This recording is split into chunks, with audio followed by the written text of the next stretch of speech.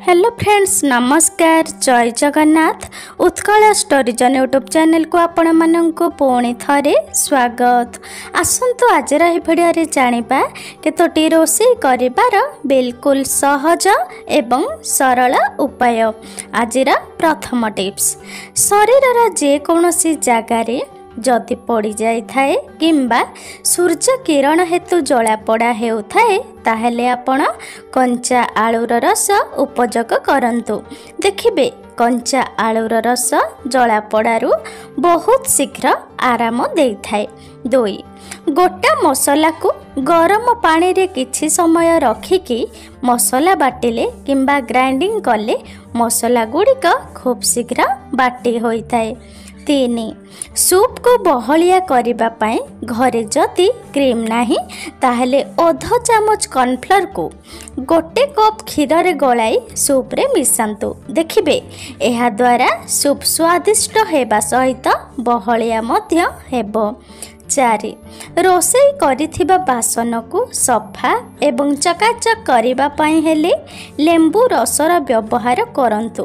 प्रथमे लेंबू रस को बासन रे लगाई किछि समय रखंतु एवं तापरे बासन धोईकी देखंतु। नेक्स्ट, रुटी को नरम एवं हेल्दी करिबा पाई चाहुथिले अटारे किछि सरिष तेल एवं अदा रस मिसाई अटा चकटी रुटी किंबा परोटा प्रस्तुत कले बहुत ही स्वादिष्ट होई थाए। नेक्स्ट, पुदीना चटणी को सबु बेले कम पेसंतु काहेकि ना अधिक पेशिबा द्वारा पुदीना चटणी पिता हो जाए। नंबर 7, कंचा माछ को गोटे दिनरू अधिक रखिबा पाई चाहुथिले कंचा माछरे हलदी लूण एवं भिनेगार मिसाई ताको भल भाबरे गोलाई फ्रिज रे स्टोर करी रखंतु। एमिति नुआ नुआ रोषेई टिप्स जानिबा पाई हमर चैनल को प्लीज सब्सक्राइब करी पाखरे थिबा बेल नोटिफिकेशन ऑन करी रखंतु। नेक्स्ट, फूलकोबी तरकारी तैयारी पाई प्रथमे फूलकोबी को तेल रे फ्राए करिबा समय रे अल्प किछि भिनेगार मिसाई फ्राए करिकी तरकारी रोषेई करंतु।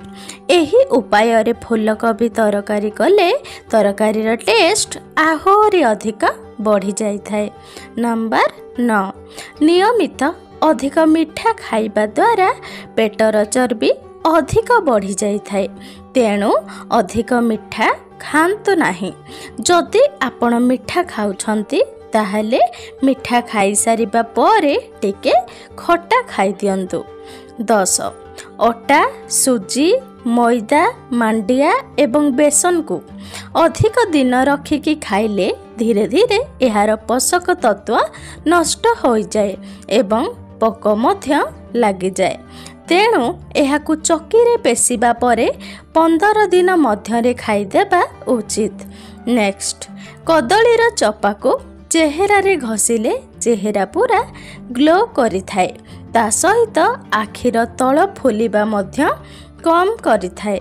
नंबर 12, राति रे सोइबा पूर्वरु गुड़ सहित क्षीर मिसाई पीवा द्वारा पाचन तंत्र मजबूत होई थाए, ता सहित एनीमिया मध्य ठीक होई थाए एवं गैस्ट्रिक समस्या रो बहुत आराम मिली थाए।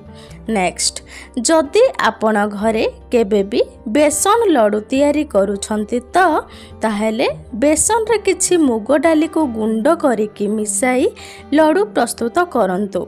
एहा द्वारा लडूर स्वाद मध्य बढ़ी थाए, ता सहित सुगंधित मध्य होई थाए। नंबर 14, जदि आपण आलू तरकारी तैयारी करी सारिबा परे आलू मिठा लागु थाए ताहेले तरकारी रे दही टमाटो किंबा लेंबू रस मिसाई आलूर मिठापण को कम करि पारिबे। नेक्स्ट, रोषेई करिबा समय रे जदि बासन जଳି जाए ताहेले पोड़ा बासन को सफा करिबा पाई हेले सेथिरे चा पत्ती एवं अध कप पानी मिसाई किछि समय रखि दियंतु एवं गोटे घंटा परे लिक्विड साहाय्य सफा करंतु। देखिबे बासन पूरा चकाचक होई जिवो। नेक्स्ट, पानी रे लुण मिसाई किचन स्लैब सफा करंतु किंबा कपड़ा साहाय्य रे पोछा मारंतु। एहा द्वारा घरे पॉजिटिव एनर्जी आसी थाए, ता सहित माछी मध्य होई न थाए। नेक्स्ट, जदि घरे रखिथिबा कइंची ठीक रे काम करू नाही ताहेले धार बढ़ाइबा पाए कइंची को लुण डबारे 2 ରୁ 3 मिनिट पर्यंत चलांतु। एपरि करिबा द्वारा कइंचीर धार बढ़ी जाई थाए। नेक्स्ट, मसूर डाली रोषेई करिबा पूर्वरु प्रथमे डाली को हल्का भाजिकी डाली प्रस्तुत करंतु। एहा द्वारा डाली आहुरी अधिक स्वादिष्ट होई थाए। नेक्स्ट, नॉनस्टिक पैन रे किछि भी रोषेई करिबा पूर्वरु स्टील चामच व्यवहार करंतु नाही। एहा द्वारा नॉनस्टिक पैन शीघ्र खराब होई जाई थाए।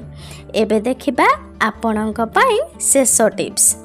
शिमला लंका को भूल रे भी फ्रिज रे रखंतु नाही, काहेकि ना एहा फ्रिज रे रखिबा द्वारा ताहा नरम होई जाई थाए। ता सहित शिमला लंकार टेस्ट मध्य खराब होई जाई थाए।